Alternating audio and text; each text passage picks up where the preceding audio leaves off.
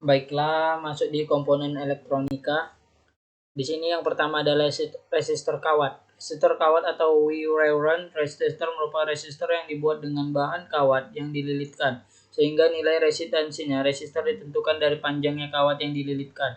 Resistor jenis ini pada umumnya dibuat dengan kapasitas daya yang besar. Yang kedua, resistor arang.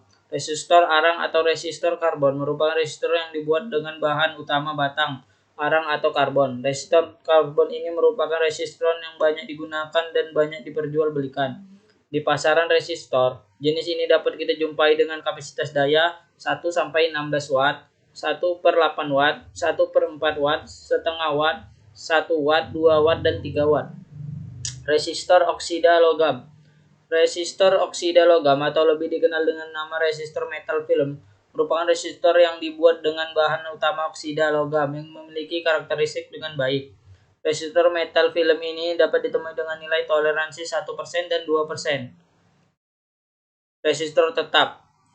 Fixed resistor adalah jenis resistor yang memiliki nilai resistansi tetap. Nilai resistansi atau hambatan resistor ini biasanya ditandai dengan kode warna ataupun kode angka. Cara menghitung nilai resistor berdasarkan kode angka dan kode warna. Resistor tidak tetap. Variabel resistor adalah jenis resistor yang nilai resistansinya dapat berubah yang diatur sesuai dengan keinginan. Pada umumnya, variabel resistor terbagi menjadi potentiometer, rheostat, dan trim pot. Potentiometer merupakan jenis variabel resistor yang nilai resistansi dapat berubah-ubah dengan cara memutar porosnya melalui sebuah tuas yang terdapat pada potentiometer. Rheostat merupakan jenis variabel resistor yang dapat beroperasi pada tegangan dan arus yang tinggi. Termistor. Termistor merupakan gabungan antara kata termo atau suhu dan resistor pengukuran tahanan. Termistor ditemukan oleh Samuel Ruben pada tahun 1930.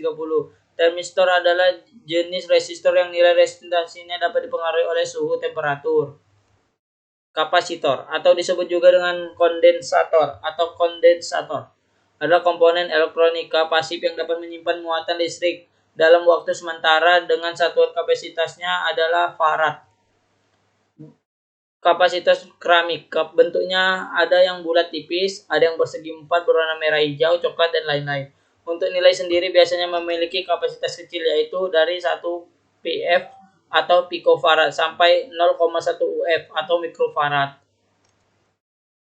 Kapasitor polyester atau Mylar, bentuk persegi 4 seperti permen, biasanya mempunyai warna merah, hijau, coklat, dan sebagainya. Kapasitor mika, bahan isolator kapasitor mika ini menggunakan mika dan pengguna biasanya pada rangkaian RF atau frekuensi tinggi. Kapasitor elektrolit. Kapasitor elektrolit disebut juga dengan kapasitor elektrolit, yaitu jenis kapasitor yang banyak digunakan dan umumnya berbentuk tabung. Dalam pemasangan harus hati-hati karena memiliki polaritas positif dan polaritas negatif. Kapasitor kertas tersusun atas 2 lembar kertas timah atau perak panjang sebagai konduktor yang digulung pada sebuah silinder yang di antaranya disisipi kertas tipis sebagai dielektrik. Kapasitor tantalum. Jenis kapasitor tantalum banyak digunakan karena memberikan range kapasitas yang bervariasi serta toleransi yang baik sehingga banyak digunakan pada mainboard atau PC personal komputer. 16. Variable condensator. Pada jenis kapasitor ini terdapat poros untuk mengubah nilai kapasitor dari kapasitornya.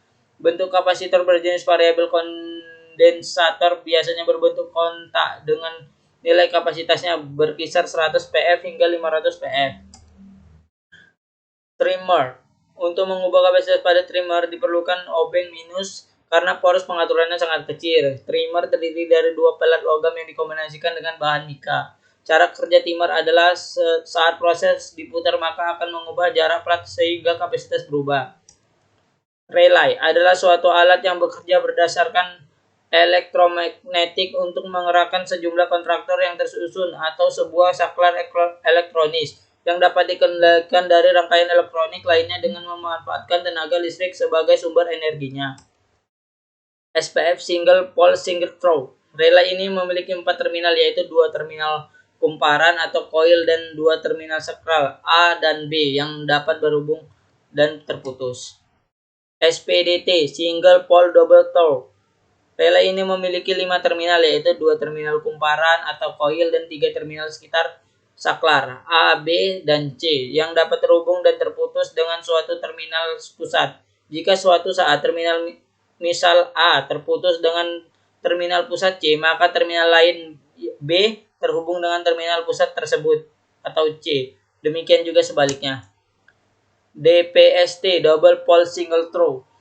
Relay ini mempunyai 6 terminal, yaitu 2 terminal kumparan atau koil dan 4 terminal. Merupakan 2 pasang saklar yang dapat terhubung dan terputus A1 dan B1 serta A2 dan B2.